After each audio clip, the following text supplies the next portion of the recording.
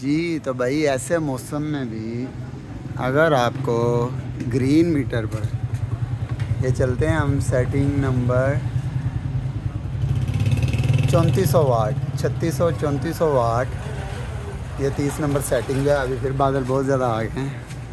अगर ये हमारा इन्वर्टर ये जो लगा है ये देख रहे हैं 3400 वाट जो है हमारे पीवी से PV1 से आ रहे हैं और ये PV2 से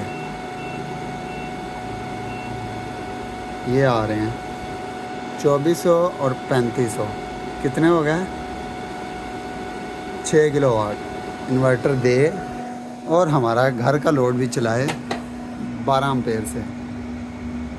3500 वाट से करे हमारी ग्रिड फीडिंग और घर का लोड चलाए तो भाई और क्या चाहिए। 48 घंटे हो गए हैं। फुल रिव्यूज़ इंशाल्लाह इसके जो हैं वो हम देने वाले हैं। कमाल कर दिया यार इसने, कमाल।